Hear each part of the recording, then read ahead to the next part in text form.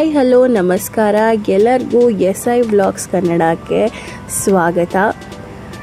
ಇದು ನಾನು ವಿಡಿಯೋನ ಶೂಟ್ ಮಾಡಿರುವಂಥದ್ದು ಬೆಳಗ್ಗೆ 3 ಗಂಟೆಗೆ. ನಾವು ಒಂದು ಟ್ರಿಪ್ ಹೋಗ್ತಾ ಇದ್ದೀವಿ, ತುಂಬಾ ಲಾಂಗ್ ಟ್ರಿಪ್ ಅಂತಲೇ ಹೇಳ್ಬೋದು.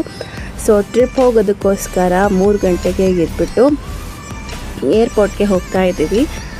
ಸೊ ಏರ್ಪೋರ್ಟಿಗೆ ಹೋಗಬೇಕಾದ್ರೆ ನನ್ನ ಮಗ ಅಂತೂ ಎದ್ದೇ ಇದ್ದ, ಒಂಚೂರು ಹೊತ್ತು ಮಲ್ಕೊಳ್ಳೇ ಇಲ್ಲ. ನಾವೆದ್ದ ತಕ್ಷಣ ಎದ್ಬಿಟ್ಟ. ಸೊ ರಾತ್ರಿ ಕೂಡ ತುಂಬ ಅಂದರೆ ತುಂಬ ಲೈಟು ಎಲ್ಲ ಇರುತ್ತೆ. ಏರ್ಪೋರ್ಟ್ ಹೋಗೋ ದಾರಿ ತುಂಬ ಚೆನ್ನಾಗಿರುತ್ತೆ. ಸೊ ಇಲ್ಲಿ ನೋಡ್ತಾ ಇರ್ಬೋದು, ಏರ್ಪೋರ್ಟ್ ಆಲ್ಮೋಸ್ಟ್ ಬಂತು. ನಾವು ಎಲ್ಲಿಗೆ ಲಾಂಗ್ ಟ್ರಿಪ್ ಹೋಗ್ತಾ ಇದ್ದೀವಿ ಅನ್ನೋದು ನಿಮಗೆ ಆಲ್ರೆಡಿ ಥಂಬ್ನೇಲ್ ನೋಡಿ ಗೊತ್ತಾಗಿದೆ. ಸೊ ನಾವು ಹೋಗ್ತಾ ಇರೋಂಥದ್ದು ಗೋವಾಗೆ ಒಂದು 10 ದಿನಗಳ ಟ್ರಿಪ್ನ ಮಾಡ್ತಾ ಇದ್ದೀವಿ. ಸೊ ಈ ವ್ಲಾಗಿಂದ ನೀವು ಇನ್ನು ಮುಂದೆ ಬರೋವಂಥ ಒಂದಿಷ್ಟು ಸೀರೀಸ್ ಆಫ್ ವ್ಲಾಗ್ಸ್ಗಳನ್ನ ಗೋವಾದಲ್ಲಿ ನಾವೇನೇನು ನೋಡಿದ್ವಿ, ಹೇಗೆಲ್ಲ ಕಳೆದ್ವಿ ಅನ್ನೋದನ್ನು ನೀವು ಕೂಡ ನೋಡಬಹುದು. ಸೊ ನಾನು ಹೇಳಿದಾಗೆ ಏರ್ಪೋರ್ಟ್ನ ತಲುಪಿದ್ದೀವಿ. ನಾನು ಬೇಕು ಅಂತಲೇ ನನ್ನ ಹಸ್ಬೆಂಡ್ಗೆ ಹೇಳಿಬಿಟ್ಟು ಟರ್ಮಿನಲ್ 2ಗೆ ನೀವು ಫ್ಲೈಟ್ನ ಬುಕ್ ಮಾಡಿ ಟರ್ಮಿನಲ್ 2ಗೆ ಬರೋವಂಥದ್ದು ಅಂತ ಹೇಳಿದ್ದೆ. ಸೊ ಹಾಗಾಗಿ ಟರ್ಮಿನಲ್ 2ಗೆ ಮಾಡಿದ್ದಾರೆ. ಫಸ್ಟ್ ಟೈಮ್ ಎಕ್ಸ್ಪೀರಿಯೆನ್ಸು ಟರ್ಮಿನಲ್ 2ಗೆ ಹೋಗ್ಬಿಟ್ಟು ನಾವು ಫ್ಲೈಟ್ನ ಕ್ಯಾಚ್ ಮಾಡ್ತಿರೋವಂಥದ್ದು. ತುಂಬ ಅಂದರೆ ತುಂಬ ಚೆನ್ನಾಗಿದೆ ಟರ್ಮಿನಲ್ 2. ಹಾಗೆ 3 ಗಂಟೆಯಿಂದ ಒಂದು ಸುಮಾರು 4 ಗಂಟೆ ಅಷ್ಟೊತ್ತಿಗೆ ನಾವು ಟರ್ಮಿನಲ್ 2 ಏರ್ಪೋರ್ಟ್ನ ರೀಚ್ ಆದ್ವಿ. ರೀಚ್ ಆಗ್ತಿದ್ದಾಗೆ ತುಂಬ ಅಂದರೆ ತುಂಬ ಚಳಿ ಇತ್ತು. ಹಾಗೆ ಒಳಗಡೆ ಹೋಗ್ತಾ ಇರಬೇಕಾದ್ರೆ ನಿಮಗೆ ಒಂದು ಬೇರೆ ಅದ್ಭುತವಾದಂಥ ಒಂದು ಎನ್ವೈರನ್ಮೆಂಟ್ಗೆ ಬಂದಿದ್ದೀವಿ ಅಂತ ಅನಿಸುತ್ತೆ. ನಿಮಗೆ ಹೊಸ ಒಂದು ಪ್ರಪಂಚನೇ ತೋರಿಸುತ್ತೆ ಆ ಟರ್ಮಿನಲ್ 2 ಏರ್ಪೋರ್ಟು. ಅಕಸ್ಮಾತ್ ನೀವೆಲ್ಲಾದರೂ ಟ್ರಿಪ್ ಪ್ಲ್ಯಾನ್ ಮಾಡ್ತಾ ಇದ್ದೀರಾ, ಫ್ಲೈಟ್ನಲ್ಲಿ ಹೋಗ್ತಾ ಇದ್ದೀರಾ ಅಂತ ಅಂದರೆ ಒಂದ್ಸಲ ಆದರೂ ಟರ್ಮಿನಲ್ 2ಇಂದ ಬುಕ್ ಮಾಡಿಕೊಂಡು ಅಲ್ಲಿಂದ ಹೋಗಿ ತುಂಬ ಚೆನ್ನಾಗಿ ಏರ್ಪೋರ್ಟ್ನ ಎಕ್ಸ್ಪೀರಿಯೆನ್ಸ್ ಮಾಡ್ಬೋದು, ಎಕ್ಸ್ಪ್ಲೋರ್ ಮಾಡಬಹುದು. ಸೊ ಇಲ್ಲಿ ಅಂತೂ ಆ ಜಾಗ ತುಂಬ ದೊಡ್ಡದಾಗಿರೋದು ನೋಡಿಬಿಟ್ರೆ ನನ್ನ ಮಗನಿಗಂತೂ ಆಟಾಡಬೇಕು ಅಂತ ತುಂಬ ಇಷ್ಟ ಆಗುತ್ತೆ. ಅವನನ್ನು ಹಿಡಿಯೋದೇ ಒಂದು ದೊಡ್ಡ ಕೆಲಸ ಆಗುತ್ತೆ, ಓಡೋಗ್ತಿರ್ತಾನೆ. ಸೊ ಅವನನ್ನು ಒಂದು ಸ್ವಲ್ಪ ಹೊತ್ತು ಆಟ ಆಡಿಸ್ಕೊಂಡು ಹಾಗೆ ಒಂದು ಹೊಸ ಎಕ್ಸ್ಪೀರಿಯೆನ್ಸ್ನ ಮಾಡ್ಕೊಂಬಿಟ್ಟು ಟರ್ಮಿನಲ್ 1ನ ನಾವಿದೇ ಗೋವಾಗೆ ಹೋಗಿದ್ವಿ. ಟರ್ಮಿನಲ್ 1ಅಲ್ಲಿ ಮದುವೆ ಆಗಿರೋ ಹೊಸದ್ರಲ್ಲಿ. ಸೊ ಈಗ ಸೆಕೆಂಡ್ ಟೈಮ್ ಹೋಗ್ತಾ ಇದ್ದೀವಿ ಫ್ಲೈಟಲ್ಲಿ. ಟರ್ಮಿನಲ್ 2ಇಂದ ಹೋಗ್ತಾ ಇದ್ದೀವಿ. ತುಂಬ ಅಂದರೆ ತುಂಬ ಚೆನ್ನಾಗಿದೆ. ಇನ್ನೊಂದು ವಿಶೇಷತೆ ಏನು ಅಂತಂದರೆ ಈ ಟರ್ಮಿನಲ್ 2ನ ಬ್ಯಾಂಬೂಯಿಂದ ಮಾಡಿದ್ದಾರೆ. ಸೊ ಇದಂತೂ ತುಂಬ ಚೆನ್ನಾಗಿರುವಂತಹ ವಿಚಾರ. ಹಾಗೆ ಎಲ್ಲಿ ನೋಡಿದ್ರು ನಿಮಗೆ ಗ್ರೀನ್ರಿ ಹಾಗೆ ಬ್ಯಾಂಬೂ ಇದು ತುಂಬಾ ನೋಡೋದಕ್ಕೆ ಸಿಗುತ್ತೆ. ಹಾಗೆ ಜನಗಳಂತೂ ವಿಡಿಯೋಸು, ಫೋಟೋಸು, ಹಾಗೆ ಫ್ಲೈಟ್ ಕ್ಯಾಚ್ ಮಾಡೋರು ಓಡ್ಕೊಂಡು ಹೀಗೆಲ್ಲ ಮಾಡಿಕೊಂಡು ಹೋಗ್ತಾ ಇರ್ತಾರೆ. ಅಲ್ಲಿ ಅವ್ರ ಜೊತೆಗೆ ನನ್ನ ಮಗ ಕೂಡ ಓಡ್ತಾ ಇದ್ದಾನೆ. ಇಲ್ಲಿ ಒಂದು ಮುಖ್ಯವಾಗಿರುವಂಥ ವಿಚಾರನ ಹೇಳಬೇಕು ಅಂದ್ಕೊಂಡಿದ್ದೀನಿ. ಒನ್ಸ್ ನೀವು ವೆಬ್ ಚೆಕ್-ಇನ್ ಆಗಿದ್ದಾದಮೇಲೆ ಡಿಜಿಯಾತ್ರದಲ್ಲಿ ಬೋರ್ಡಿಂಗ್ ಪಾಸ್ನ ಅಪ್ಲೋಡ್ ಮಾಡಿದ್ರೆ ನಿಮಗೆ ಒಂದು QR ಕೋಡ್ ಬರುತ್ತೆ. ಸೊ ಒನ್ಸ್ ನಿಮಗೆ QR ಕೋಡ್ ಬಂದರೆ ನಿಮಗೆ ಸಪ್ರೇಟ್ ಆಗಿರುವಂಥ ಲೈನ್ ಇರುತ್ತೆ. ಆ ಸಪ್ರೇಟ್ ಆಗಿರುವಂಥ ಲೈನಲ್ಲಿ ನೀವು ಸ್ಕ್ಯಾನ್ ಮಾಡಿಕೊಂಡು ಹೋದರೆ ಸಾಕಾಗತ್ತೆ. ಡಿಜಿಟಲ್ ಕಾಪಿ ಆಫ್ ಟಿಕೆಟ್ಸ್ನ ಬಾರೋ ಮಾಡೋ ಅಂಥದ್ದು ಇರೋದಿಲ್ಲ.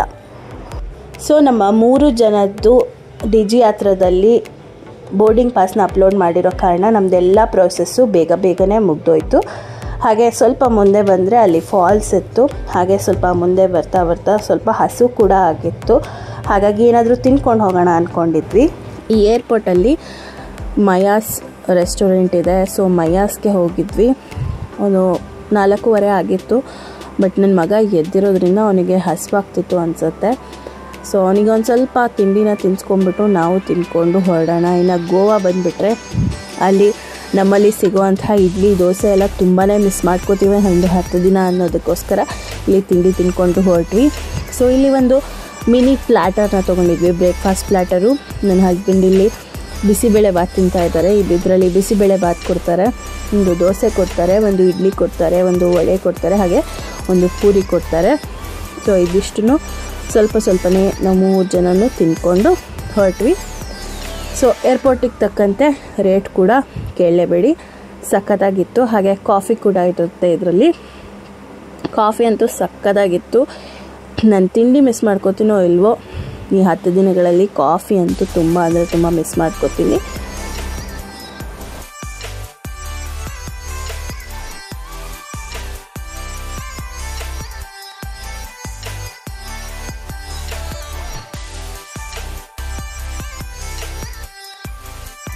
ಹಾಗೆ ನಮ್ಮ ತಿಂಡಿ ಎಲ್ಲ ಮುಗಿಸ್ಕೊಂಡು ನಮ್ಮ ಡಿಪಾರ್ಚರ್ ಗೇಟ್ಸ್ ಕಡೆಗೆ ಹೊರಟ್ವಿ. ಅಲ್ಲಿ ಹೋಗ್ತಾ ಇರುವಂಥ ದಾರಿಯಲ್ಲಿ ತುಂಬ ಚೆನ್ನಾಗಿ ಶಾಪ್ಸ್ಗಳನ್ನ ಇಟ್ಟಿದ್ದಾರೆ. ನೀವು ಬಟ್ಟೆ ತೊಗೊಳ್ಳೋದಾಗಲಿ ಅಥವಾ ಪರ್ಫ್ಯೂಮ್ಸ್ ತೊಗೊಳ್ಳೋದಾಗಲಿ ಅಥವಾ ಒಂದು ರೆಸ್ಟೋರೆಂಟೇ ಆಗಲಿ, ಒಂದು ಬೇಕ್ರಿ ರೀತಿಯಲ್ಲೇ ಆಗಿರಲಿ ಅಥವಾ ಒಂದು ಬಾರ್ ಕೂಡ ಇದೆ. ಇಲ್ಲಿ ತುಂಬ ಚೆನ್ನಾಗಿರುವಂಥ ಒಂದು ಅಟ್ಮಾಸ್ಫಿಯರ್ನ ಕ್ರಿಯೇಟ್ ಮಾಡಿದ್ದಾರೆ. ಸೊ ಫ್ಲೈಟ್ ಹತ್ತುವಂಥ ಟೈಮ್ ಬಂದೇ ಬಿಡ್ತು. ಸೊ ಫ್ಲೈಟ್ನ ಚೆಕ್ ಇನ್ ಮಾಡ್ಕೊಂಬಿಟ್ಟು ಒಳಗಡೆ ಕೂತ್ಕೊಂಡಿದ್ದೀವಿ. ಈಗ ತಿಂಡಿ ತಿಂದು ನಾವು ಒಳಗಡೆ ಹೋಗುವಾಗ ನನ್ನ ಮಗನಿಗೆ ನಿದ್ದೆ ಬಂತು. ಇಡೀ ಫ್ಲೈಟಲ್ಲಿ ಒಂದು 3/4 ಗಂಟೆ ಫ್ಲೈಟ್ ಏನಿದೆ ಬೆಂಗಳೂರು ಟು ಗೋವಾ ಅಷ್ಟು ಹೊತ್ತು ನಿದ್ದೆ ಮಾಡ್ದ.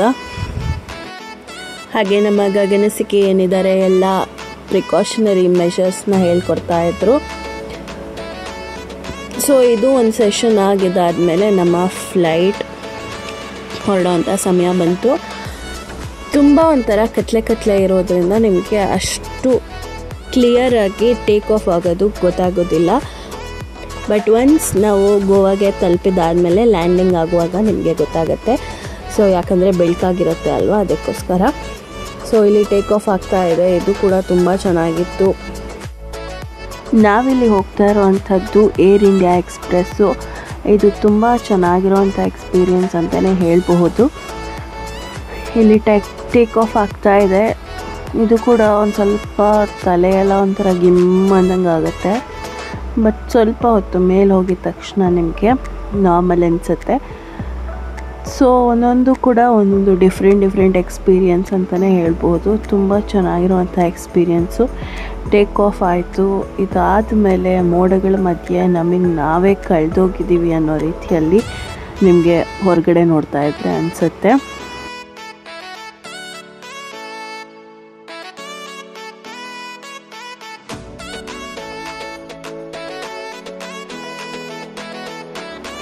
ಸೊ ಇಲ್ಲಿ ಸಮುದ್ರಗಳೆಲ್ಲ ನೋಡ್ತಾ ಇರ್ಬೋದು. ಲ್ಯಾಂಡಿಂಗ್ ಆಗುವಂಥ ಸಮಯ ಬಂದೇ ಬಿಡ್ತು. ನಿಮಗೆ ಒಂಥರ ಚೆನ್ನಾಗಿ ಕಾಣಿಸುತ್ತೆ. ಗೋವಾದಲ್ಲಿ ನೀವು ಲ್ಯಾಂಡ್ ಆಗಬೇಕಾದ್ರೆ ಸಮುದ್ರ ಎಲ್ಲ ಕಾಣುತ್ತೆ. ಬೀಚ್ಗಳನ್ನ ನೀವು ಫ್ಲೈಟ್ ವ್ಯೂವಿಂದ ನೋಡ್ಕೋಬೋದು. ತುಂಬ ಚೆನ್ನಾಗಿರುತ್ತೆ ಅದು ಕೂಡ. ಹಾಗೆ ತುಂಬ ಜನ ಹೇಳೋದು ಕೇಳಿದ್ದೀವಿ, ಗೋವಾ ಅಂದಿದ ತಕ್ಷಣ ಸ್ಕ್ಯಾಮ್ ನಡೆಯುತ್ತೆ, ಟ್ಯಾಕ್ಸಿ ಸ್ಕ್ಯಾಮು, ಕ್ಯಾಬ್ ಸ್ಕ್ಯಾಮ್ ಎಲ್ಲ ನಡೆಯುತ್ತೆ ಅಂತ ಹೇಳ್ತಾ ಇರ್ತಾರೆ. ಸೊ ಅದು ಯಾವುದೂ ಆಗಬಾರ್ದು ಅನ್ನೋ ಕಾರಣಕ್ಕೋಸ್ಕರ ನಮಗೆ ಆಲ್ರೆಡಿ ಗೊತ್ತಿರೋಂಥ ಒಬ್ಬ ಕಾರು ಹಾಗೆ ಬೈಕ್ನ ರೆಂಟಿಗೆ ಏನು ಕೊಡ್ತಾರೆ ಅವರಿಂದ ನಾವು 2 ಡೇಸ್ಗೆ ಮಾತ್ರ ಕಾರ್ನ ರೆಂಟ್ ಮಾಡ್ಕೊಂಡಿದ್ವಿ. ಇನ್ನು ಉಳಿದಿರೋ ಅಂಥ 8 ದಿನ ಏನಿದೆ ನಾವು 2 ವೀಲರ್ನಲ್ಲಿ ಓಡಾಡಿದ್ವಿ. ಸೊ ಬಂದಿದ್ದ ತಕ್ಷಣ ನಮಗೆ ಏರ್ಪೋರ್ಟ್ಗೆ ಅವರು ಕಾರ್ನ ತಂದು ಕೊಟ್ಟರು. ಎಕ್ಸ್ಟ್ರಾ 500 ಚಾರ್ಜ್ ಮಾಡಿದ್ರು. ಬಟ್ ಪರವಾಗಿಲ್ಲ, ಇಲ್ಲಿ ನಡೆಯುವಂಥ ಸ್ಕ್ಯಾಮ್ ಅದು ಇದು ಎಲ್ಲ ಕಂಪೇರ್ ಮಾಡಿಕೊಂಡ್ರೆ 500 ಈಸ್ ವರ್ತ್ ಅಂತ ಅನಿಸ್ತು. ಹಾಗೆ ನಾವು ಕಾರ್ನ ತೊಗೊಂಡ್ಬಿಟ್ಟು ಏರ್ಪೋರ್ಟಿಂದ ನಮ್ಮ ಪ್ರಯಾಣನ ಬೆಳೆಸಿದ್ವಿ. ನಾವು ಬೆಳಗ್ಗೆ 6:30ಗೆ ಹೊರಟಿರೋದ್ರಿಂದ 7:30 ಅಷ್ಟೊತ್ತಿಗೆಲ್ಲ ಗೋವಾಗೆ ರೀಚ್ ಆಗಿಬಿಟ್ವಿ. ಸೊ ಹಾಗಾಗಿ ನಮಗೆ ಇಡೀ ದಿನ ಒಂದು ಸ್ವಲ್ಪ ಚೆನ್ನಾಗೇ ಎಕ್ಸ್ಪ್ಲೋರ್ ಮಾಡೋದಕ್ಕೆ ಸಿಕ್ತು. ಫಸ್ಟು ನಾವು ವಿಸಿಟ್ ಮಾಡಿರೋ ಅಂಥ ಬೀಚ್ ಬಂದು ಪೋಲಿಯಂ ಬೀಚು. ಈ ಬೀಚು ಸೌತ್ ಗೋವಾದಲ್ಲೇ ಕೊನೆ ಬೀಚ್ ಅಂತ ಹೇಳ್ಬೋದು. ನಾವು ಈ ಸತಿ ಹೋದಾಗ ನಿಮಗೆ ಬರೋವಂಥ ಎಲ್ಲ ವೀಡಿಯೋಗಳಲ್ಲೂ ಸೌತ್ ಟು ನಾರ್ತ್ ಗೋವಾ ಎಷ್ಟು ಬೀಚ್ಗಳು ಬರುತ್ತೆ ಆಲ್ಮೋಸ್ಟ್ ಆಲ್ ಎಲ್ಲ ಬೀಚ್ಗಳನ್ನ ಕವರ್ ಮಾಡಿದ್ದೀವಿ. ಸೊ ಇದೊಂದು ವಿಶೇಷ ಅಂತಲೇ ಹೇಳ್ಬೋದು ನಮ್ಮ ವ್ಲಾಗಲ್ಲಿ. ನನಗೆ ತಿಳಿದಿರೋ ಪ್ರಕಾರ ಕನ್ನಡ ವ್ಲಾಗ್ಸಲ್ಲಿ ಈ ರೀತಿಯಾಗಿ ಗೋವಾದಲ್ಲಿ ಇರೋವಂಥ ಆಲ್ಮೋಸ್ಟ್ ಆಲ್ ಬೀಚ್ಗಳನ್ನ ಯಾರೂ ತೋರಿಸಿಲ್ಲ ಅಂದ್ಕೊತೀನಿ, if I am not wrong. So ನಾವು ಇಲ್ಲಿ ಹೊಸ ಪ್ರಯತ್ನನ ಮಾಡ್ತಾಯಿದ್ದೀವಿ. ಸೊ ನಾವು ಫಸ್ಟಿಗೆ ಬೀಚ್ನ ವಿಸಿಟ್ ಮಾಡಿದ್ದು ಪೋಲಿಯಂ ಬೀಚು. ತುಂಬ ಅಂದರೆ ತುಂಬ ಚೆನ್ನಾಗಿರುತ್ತೆ, ಪ್ರಶಾಂತವಾಗಿರುತ್ತೆ ಈ ಬೀಚು. ಹಾಗೆ ನಿಮಗೆ ಪ್ರೈವೇಟಾಗಿ ಟೈಮ್ ಸ್ಪೆಂಡ್ ಮಾಡಬೇಕು ಅನ್ನೋದಾದರೆ ನೀವು ಈ ಬೀಚನ್ನ ವಿಸಿಟ್ ಮಾಡ್ಬೋದು. ಪೋಲಿಯಂ ಬೀಚು ತುಂಬ ಕ್ವಯಟಾಗಿರುತ್ತೆ, ಹಾಗೆ ತುಂಬಾ ಸುಂದರವಾದಂಥ ಬೀಚ್ ಅಂತಲೇ ಹೇಳಬಹುದು. ಸೊ ಇಲ್ಲಿ ನೋಡ್ತಾ ಇರ್ಬೋದು ನೀವು, ಯಾರು ಅಂದರೆ ಯಾರು ಕೂಡ ಇಲ್ಲ, ತುಂಬ ಪ್ರೈವೇಸಿಯಾಗಿ ಇರುತ್ತೆ. ನೀವು ಹೋಗಿ ಆಟ ಆಡೋದಕ್ಕೂ ಕೂಡ ಸ್ವಲ್ಪ ಜನ ನಮಗೆ ಬೀಚಲ್ಲಿ ಯಾರೂ ಇರಬಾರ್ದು, ನಾವು ಆಟ ಆಡೋದಕ್ಕೆ ನಮಗೆ ಒಂಥರ ಮುಜುಗರ ಆಗುತ್ತೆ ಅನ್ನೋರು ಈ ರೀತಿಯಾಗಿರುವಂಥ ಬೀಚನ್ನ ವಿಸಿಟ್ ಮಾಡ್ಬೋದು. ಯಾರೂ ಕೂಡ ಇರೋದಿಲ್ಲ ಜಾಸ್ತಿ ಜನ. ಸೊ ನೆಮ್ಮದಿಯಾಗಿ ಆಟ ಆಡಿಕೊಂಡು ಎಂಜಾಯ್ ಮಾಡಿಕೊಂಡು ಬರ್ಬೋದು. ಹಾಗೆ ನನಗೆ ಈ ರೀತಿಯಾಗಿರುವಂಥ ಬೀಚ್ಗಳನ್ನ ನೋಡ್ತಿದ್ರೆ ಒಂದು ಹಾಡು ನೆನಪು ಬರ್ತಾ ಇದೆ. ಸೊ ನೀವೆಲ್ಲರಿಗೂ ಆ ಹಾಡನ್ನ ಶೇರ್ ಮಾಡ್ಕೋಬೇಕು ಅಂತ ಅನ್ಕೋತಾ ಇದ್ದೀನಿ. ಯಾವುದಪ್ಪ ಹಾಡು ಅಂತಂದರೆ, ಕಡಲನು ಕಾಣ ಹೊರಟಿರೋ ಕರಗೋ ಕರಗೋ ಮುಗಿಲೇ, ಕಿರಣವು ಮುಗಿಲ ಕೇಳಿದೆ ನಾನು ಜೊತೆಗೆ ಬರಲಿ, ಅಲ್ಲೊಂದಿದೆ ದೋಣಿ ತೇಲಾಡುತ್ತಾ ಏಕಾಂತವಾಗೀಗ ಮರೆಯಾಗುತ್ತಾ, ನಾವೇ ಕಂಡ ಕನಸು ಅನಲೇ ಅದಕ್ಕೆ ನಿನ್ನ ಹೆಸರ ಇಡಲೇ. ಸೊ ಈ ಹಾಡಿನ ಮುಖಾಂತರ ನಾವು ನೆಕ್ಸ್ಟ್ ಬೀಚ್ಗೆ ಎಂಟ್ರಿ ಆಗ್ತಾ ಇದ್ದೀವಿ. ಗಾಲ್ಗಿಬಾಗ ಬೀಚು. ಇದು ಕೂಡ ತುಂಬ ಚೆನ್ನಾಗಿರುವಂಥ ಬೀಚು. ನಿಮಗೆ ಅಡ್ವಾಂಟೇಜ್ ಏನು ಸೌತ್ ಗೋವಾಗೆ ವಿಸಿಟ್ ಮಾಡೋದ್ರಿಂದ ಅಂತಂದರೆ, ಸೌತ್ ಗೋವಾದಲ್ಲಿ ಎಲ್ಲೂ ಕೂಡ ಒಂದು ಬೀಚ್ ಮಾತ್ರ ಬಿಟ್ಟರೆ ಎಲ್ಲೂ ಕೂಡ ನಿಮಗೆ ಪಾರ್ಕಿಂಗ್ ಚಾರ್ಜಸ್ ಇಲ್ಲವೇ ಇಲ್ಲ. ಪಾರ್ಕಿಂಗ್ ಚಾರ್ಜಸ್ ಒಂದೇ ಒಂದು ಬೀಚಲ್ಲಿ ಮಾತ್ರ ಇದೆ, ಅದು ಹೈಯೆಸ್ಟ್ ರೇಟಲ್ಲೇ ಇದೆ. ಹಾನೆಸ್ಟ್ಲಿ ಹೇಳಬೇಕು ಅಂತಂದರೆ ಅದೊಂದು ಜಾಗ ಬಿಟ್ಟರೆ ಮಾತ್ರ ನಿಮಗೆ ಎಲ್ಲೂ ಕೂಡ ಪಾರ್ಕಿಂಗ್ ಚಾರ್ಜಸ್ ಇಲ್ಲ. ಆರಾಮವಾಗಿ ಬರ್ಬೋದು, ಆರಾಮವಾಗಿ ನೀವು ಗಾಡಿನ ಪಾರ್ಕ್ ಮಾಡ್ಕೋಬಹುದು, ಆರಾಮವಾಗಿ ಬೀಚ್ನ ಸುತ್ತಾಡಬಹುದು, ಖುಷಿಯಾಗಿ ಹೋಗ್ಬೋದು. ಸೊ ಈ ಗಾಲ್ಗಿಬಾಗ ಬೀಚ್ ಕೂಡ ತುಂಬ ಚೆನ್ನಾಗಿರುವಂಥ ಬೀಚು. ಇಲ್ಲಿ ಸ್ವಲ್ಪ ಜನ, ಅದರಲ್ಲೂ ಸ್ವಲ್ಪ ಜನ ಮಾತ್ರ ನಿಮಗೆ ಫಾರಿನರ್ಸ್ ಅಥವಾ ರಷ್ಯನ್ಸ್ ನೋಡೋದಕ್ಕೆ ಸಿಗ್ತಾರೆ. ಅದು ಬಿಟ್ಟರೆ ಇದು ಕೂಡ ಒಂದು ಕ್ವೈಟ್ ಆಗಿರುವಂಥ ಬೀಚು, ತುಂಬ ಚೆನ್ನಾಗಿದೆ. ಇದು ಕೂಡ ಒಂದು ಪ್ರೈವೇಟ್ ಬೀಚ್ ಅಂತಲೇ ಹೇಳ್ಬೋದು. Private beach in the sense ನಾನು ಯಾವ ರೀತಿಯಲ್ಲಿ ಹೇಳ್ತಾ ಇದ್ದೀನಿ ಅಂತಂದರೆ, ಜಾಸ್ತಿ ಜನ ಇರೋದಿಲ್ಲ. ನೀವು ಕಡಿಮೆ ಜನನ ಬೀಚ್ನಲ್ಲಿ ನೋಡಬೇಕು ಅನ್ನೋದಾದರೆ ಮೊದಲೇ ತೋರಿಸ್ತಿರೋಂಥ ಪೋಲೆಮ್ ಬೀಚು ಹಾಗೆ ಗಾಲ್ಗಿಬಾಗ ಬೀಚ್ನ ವಿಸಿಟ್ ಮಾಡ್ಬೋದು, ತುಂಬ ಚೆನ್ನಾಗಿದೆ. ಸೊ ಈ ಬೀಚ್ನ ಮುಗಿಸ್ಕೊಂಡು ನಾವು ನೆಕ್ಸ್ಟ್ ಬೀಚ್ ಕಡೆಗೆ ಹೊರಟ್ವಿ. ಸೊ ಈ ನೆಕ್ಸ್ಟ್ ಬೀಚ್ ಬರೋದು ಒಂದು ತುಂಬ ಚೆನ್ನಾಗಿರೋವಂಥ ವೆನ್ಯೂ ಅಂತಲೇ ಹೇಳ್ಬೋದು. ಈ ಬೀಚ್ಗೆ ನಾವು ಒಂದು ರೆಸಾರ್ಟ್ನ ದಾಟ್ಕೊಂಡು ಹೋಗಬೇಕು. ಲಲಿತ್ ಪ್ಯಾಲೇಸ್ ಅಂತ ಒಂದು ರೆಸಾರ್ಟ್ ಇದೆ. ಸೊ ಆ ರೆಸಾರ್ಟ್ನ ದಾಟ್ಕೊಂಡ್ಬಿಟ್ಟು ನೀವು ಈ ಒಂದು ಬೀಚ್ನ ವಿಸಿಟ್ ಮಾಡಬೇಕಾಗತ್ತೆ. ಆ ಬೀಚೇ ರಾಜ್ಬಾಗ ಬೀಚು. ಇದು ಸೌತ್ ಗೋವಾದ ಕೊನೆಯಿಂದ 3ನೇ ಬೀಚ್ ಅಂತಲೇ ಹೇಳ್ಬೋದು. ಈ ರಾಜ್ಬಾಗ ಬೀಚ್ಗೆ ಒಂದು ರೆಸಾರ್ಟ್ ಎಂಟ್ರಿ ಅಂತಲೇ ಹೇಳ್ಬೋದು. ನೀವೇನಾದರೂ ಬೀಚ್ ವ್ಯೂ ಇರೋಂತಹ ರೆಸಾರ್ಟ್ನ ಇಷ್ಟಪಡೋದಾದರೆ ಈ ಲಲಿತ್ನ ರೆಸಾರ್ಟ್ನ ನೀವು ಆಪ್ಟ್ ಮಾಡ್ಕೋಬಹುದು. ಇಲ್ಲಿ ಒಂದು ಸ್ವಲ್ಪ ಹೊತ್ತು ಕೂತ್ಕೊಂಡ್ಬಿಟ್ಟು ಕಾಲ ಕಳೆದು, ನನ್ನ ಮಗ ಕೂಡ ಮಲ್ಕೊಂಡಿದ್ದ ಆ ಟೈಮಲ್ಲಿ. ಸೊ ಹಾಗೆ ಮಲಗಿಸ್ಕೊಂಡು ಸ್ವಲ್ಪ ಹೊತ್ತು ಟೈಮ್ ಸ್ಪೆಂಡ್ ಮಾಡಿ ಇಲ್ಲಿಂದ ಹೊರಟ್ವಿ. ಇದು ಕೂಡ ಜಾಸ್ತಿ ಜನ ಇರೋದಿಲ್ಲ. ಹಾಗೆ ನಿಮಗೆ ಏನಾದರೂ ವಾಟರ್ ಸ್ಪೋರ್ಟ್ಸ್ ಬೇಕು ಅನ್ನೋದಾದರೆ ಇಲ್ಲಿ ವಾಟರ್ ಸ್ಪೋರ್ಟ್ಸ್ ಕೂಡ ನೀವು ಮಾಡಬಹುದು. ಸೊ ಇದು ಕೂಡ ತುಂಬ ಚೆನ್ನಾಗಿದೆ. ಇದು ಕೂಡ ತುಂಬ ಅಂದರೆ ತುಂಬ ಪ್ರಶಾಂತವಾಗಿತ್ತು ಬೀಚು. ಅದೇನೋ ಗೊತ್ತಿಲ್ಲ, ಈ ಬೀಚ್ಗಳನ್ನ ನೋಡ್ತಾ ಕೂತ್ಕೊಂಡಿದ್ರೆ ಟೈಮ್ ಹೋಗೋದು ಗೊತ್ತಾಗೋದಿಲ್ಲ. ನಿಮಗೆ ಒಂದು ಪೀಸ್ಫುಲ್ ಮೈಂಡ್ ಸಿಗುತ್ತೆ. ಹಾಗೆ ನಮ್ಮಲ್ಲಿರುವಂಥ ವರ್ಕ್ ಪ್ರೆಷರಿಂದ ಆಗಿರುವಂಥ ಸ್ಟ್ರೆಸ್ಸು ಹಾಗೆ ತುಂಬ ಟೆನ್ಷನ್ಸ್ ಏನಿರುತ್ತೆ ಎಲ್ಲನೂ ಹೋಗುತ್ತೆ ಅಂತ ನನಗೆ ಫೀಲ್ ಆಗುತ್ತೆ. ನಿಮಗೂ ಹಾಗೆ ಫೀಲ್ ಆಗುತ್ತಾ ಅನ್ನೋದನ್ನು ನನಗೆ ಕಮೆಂಟ್ ಮೂಲಕ ತಿಳಿಸಿ. ನೀವು ಹೆಚ್ಚು ಕಮೆಂಟ್ ಮಾಡಿದಷ್ಟು ನನಗೆ ಹೆಚ್ಚು ವೀಡಿಯೋಸ್ನ ಮಾಡೋದಕ್ಕೆ ತುಂಬಾ ಇಂಟ್ರೆಸ್ಟ್ ಬರುತ್ತೆ. ಹಾಗೆ ತುಂಬ ವಿಚಾರಗಳನ್ನ ನಿಮ್ಮ ಜೊತೆಗೂ ಕೂಡ ಹಂಚ್ಕೊಳ್ಳೋ ರೀತಿಯಲ್ಲಿ ಅನಿಸುತ್ತೆ. ಸೊ ಹಾಗಾಗಿ ನಿಮಗೂ ಕೂಡ ಬೀಚ್ನ ನೋಡಿದ್ರೆ ಏನು ಫೀಲ್ ಆಗುತ್ತೆ ಅನ್ನೋದು ನನಗೆ ಕಮೆಂಟ್ ಮೂಲಕ ದಯವಿಟ್ಟು ತಿಳಿಸಿ. ಸೊ ಹೀಗಿತ್ತು ಈ ಬೀಚು. ಈ ಬೀಚ್ಗಳಲ್ಲಿ ನೀವು ಶಾಕ್ಸಲ್ಲಿ ಕೂತ್ಕೊಂಡು ಫ್ರೂಟ್ಸ್ಗಳನ್ನ ತಿನ್ಕೊಂಡು ಎಂಜಾಯ್ ಮಾಡ್ಕೋಬೋದು. ಅದರಲ್ಲೂ ಈ ರಾಜಭಾಗ ಬೀಚಲ್ಲಿ ನಿಮಗೆ ಅಲ್ಲಿರುವಂಥ ಶಾಕ್ಸಲ್ಲಿ ಫ್ರೂಟ್ಸ್ ಮಾತ್ರ ಸಿಗುತ್ತೆ. ವಾಟರ್ಮೆಲನ್ ತೊಗೋಬೋದು, ಪೈನಾಪಲ್ ತೊಗೋಬೋದು, ತುಂಬ ಚೆನ್ನಾಗಿರುತ್ತೆ. ಅದರಲ್ಲೂ ಗೋವಾದಲ್ಲಿ ನೀವು ವಿಸಿಟ್ ಮಾಡಿದ್ರೆ ವಾಟರ್ಮೆಲನ್ ಮಾತ್ರ ಮಿಸ್ ಮಾಡ್ಕೊಳ್ಳೇಬೇಡಿ. ವಾಟರ್ಮೆಲನ್ ಅಂತೂ ತುಂಬ ಸ್ವೀಟಾಗಿರುತ್ತೆ. ನಾನಂತೂ ಎಲ್ಲೂ ಅಷ್ಟು ಸ್ವೀಟಾಗಿರುವಂಥ ವಾಟರ್ಮೆಲನ್ಸ್ನ ತಿಂದಿಲ್ಲ. ತುಂಬ ಚೆನ್ನಾಗಿರುತ್ತೆ ಗೋವಾದಲ್ಲಿ. ನೆಕ್ಸ್ಟ್ ಟೈಮ್ ನೀವೇನಾದರೂ ಗೋವಾಗೆ ಹೋದರೆ ವಾಟರ್ಮೆಲನ್ಸ್ನ ಮಾತ್ರ ಮರಿಲೇಬೇಡಿ. ಸೊ ಈ ರಾಜಭಾಗ ಬೀಚ್ನ ಮುಗಿಸ್ಕೊಂಬಿಟ್ಟು ನಾವು ನೆಕ್ಸ್ಟ್ ಬೀಚ್ಗೆ ಹೋಗ್ತಾ ಇರೋವಂಥದ್ದು ಪ್ಯಾಂಥಮ್ ಬೀಚು. ಈ ಪ್ಯಾಂಥಮ್ ಬೀಚ್ ಕೂಡ ತುಂಬ ಚೆನ್ನಾಗಿದೆ. ಈ ಸೌತ್ ಗೋವಾದಲ್ಲಿ ಕೆಲವೊಂದು ಬೀಚ್ಗಳಲ್ಲಿ ಮಾತ್ರ ನಿಮಗೆ ಈ ಶಾಕ್ಸ್ಗಳು ನೋಡೋದಕ್ಕೆ ಸಿಗುತ್ತೆ. ಶಾಕ್ಸ್ ಇನ್ ದ ಸೆನ್ಸ್ ನೀವು ಕೂತ್ಕೊಂಡು ಆರ್ಡ್ರ್ ಮಾಡಿಕೊಂಡು ರೆಸ್ಟೋರೆಂಟ್ ರೀತಿಯಲ್ಲಿ ತಿನ್ಕೊಂಡು ಎಂಜಾಯ್ ಮಾಡೋವಂಥ ಒಂದು ಪ್ಲೇಸ್ ಅಂತಲೇ ಹೇಳ್ಬೋದು.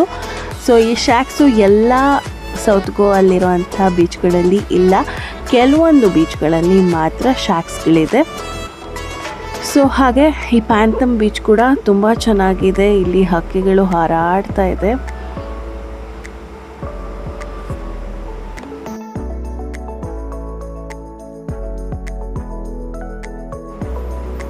ಸೊ ಇದು ನಾವು ವಿಸಿಟ್ ಮಾಡಿರೋವಂಥ 4ನೇ ಬೀಚು. ಈ ಬೀಚನ್ನ ಮುಗಿಸ್ಕೊಂಬಿಟ್ಟು ನಾವು ತುಂಬಾ ಹಸಿವಾಗಿ ಹೋಗಿತ್ತು. ಆಲ್ಮೋಸ್ಟ್ 3 ಕಾಲಾಗಿತ್ತು. ನಾವು ನೆಕ್ಸ್ಟ್ ಬೀಚ್ನ ವಿಸಿಟ್ ಮಾಡೋ ಅಷ್ಟೊತ್ತಿಗೆ ಪೊಲೆಲೆಮ್ ಬೀಚ್ ಇದು. ಈ ಪೊಲೆಲೆಮ್ ಬೀಚಲ್ಲಿ ನಾನು ಆಗಲೇ ಹೇಳಿದ್ನಲ್ಲ, ಒಂದೇ ಬೀಚಲ್ಲಿ ಮಾತ್ರ ತುಂಬ ಹೈಯೆಸ್ಟ್ ಪಾರ್ಕಿಂಗ್ ಪ್ರೈಸ್ ಇದೆ ಅಂತ. ಅದೇ ಇದು ಪೊಲೆಲೆಮ್ ಬೀಚು. ಕಾರಿಗೆ ನಾನು 140 ರೂಪಾಯಿ ಪಾರ್ಕಿಂಗ್ ಚಾರ್ಜಸ್ಗೆ ಕೊಟ್ಟಿದ್ದೀನಿ. ಇನ್ನೆಲ್ಲೂ ಪಾರ್ಕಿಂಗ್ ಚಾರ್ಜಸ್ ಇಲ್ಲ ಸೌತ್ ಗೋವಾದಲ್ಲಿ. ಇದೊಂದೇ ಕಡೆ ಮಾತ್ರ ಕಾರ್ಗೆ ಮಾತ್ರ 140 ರೂಪೀಸ್ ಇದೆ, ಬೈಕಿಗೆ ನನಗೆ ಗೊತ್ತಿಲ್ಲ. ಹಾಗೆ ಇಲ್ಲಿ ಶಾಕ್ಸ್ ಕೂಡ ತುಂಬಾ ಇದೆ. ಊಟ ಕೂಡ ತುಂಬ ಚೆನ್ನಾಗಿತ್ತು. ಒಂದು ಕಡೆ ಶಾಕ್ಸಲ್ಲಿ ಕೂತ್ಕೊಂಡು ಊಟ ಮಾಡಿಕೊಂಡು ಸೊ ನೆಕ್ಸ್ಟು ಬೀಚ್ ವ್ಯೂನ ತೊಗೊಳೋದಕ್ಕೆ ಹೊರಟ್ವಿ. ಪೊಲೆಲೆಮ್ ಬೀಚ್ ಕೂಡ ತುಂಬ ಚೆನ್ನಾಗಿದೆ, ಬಟ್ ಇಲ್ಲಿ ಸ್ವಲ್ಪ ಜನ ಜಾಸ್ತಿ ಇರ್ತಾರೆ. ನೀವು ಆಲ್ಮೋಸ್ಟ್ ಅಬ್ಸರ್ವ್ ಮಾಡಿದಾಗೆ ನಿಮಗೆ ಶಾಕ್ಸ್ಗಳೆಲ್ಲೂ ಎಲ್ಲಿ ಜಾಸ್ತಿ ಇರುತ್ತೆ ಅಲ್ಲಿ ಜನ ಜಾಸ್ತಿ ಇರ್ತಾರೆ. ಹಾಗೆ ಇಲ್ಲಿ ಕಯಾಕಿಂಗ್ ಕೂಡ ಮಾಡ್ತಾರೆ ಅನಿಸುತ್ತೆ. ಸೊ ಕಯಾಕಿಂಗ್ ಬೋಟ್ಸ್ ಕೂಡ ಇಲ್ಲಿ ಇದೆ.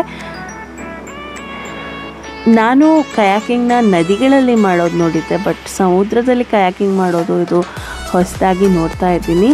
ಈ ಬೋಟ್ಸ್ ಕೂಡ ಇಟ್ಟಿದ್ದಾರೆ. ಕಯಾಕಿಂಗ್ ಮಾಡೋರು ಇಲ್ಲಿ ಪೊಲೆಲೆಮ್ ಬೀಚ್ನ ವಿಸಿಟ್ ಮಾಡಿದರೆ ಕಯಾಕಿಂಗ್ ಕೂಡ ಮಾಡಬಹುದು. ಸೊ ಇಲ್ಲಿಗೆ ಈ ವ್ಲಾಗ್ನ ಎಂಡ್ ಮಾಡ್ತಾ ಇದ್ದೀನಿ. ನಿಮ್ಮೆಲ್ಲರಿಗೂ ಈ ವಿಡಿಯೋ ಇಷ್ಟ ಆಗಿದ್ರೆ ಪ್ಲೀಸ್ ಲೈಕ್ ಮಾಡಿ, ಶೇರ್ ಮಾಡಿ. ಹಾಗೆ ನಮ್ಮ ಚಾನಲ್ನ ಸಬ್ಸ್ಕ್ರೈಬ್ ಮಾಡ್ಕೊಂಡಿಲ್ಲ ಅಂದರೆ ಸಬ್ಸ್ಕ್ರೈಬ್ ಮಾಡ್ಕೊಳ್ಳಿ. Thanks for watching this video. So ಮತ್ತೆ ಸಿಗ್ತೀನಿ ಇನ್ನೊಂದು ವ್ಲಾಗ್ನೊಂದಿಗೆ. Until then take care. Bye ಬಾಯ್.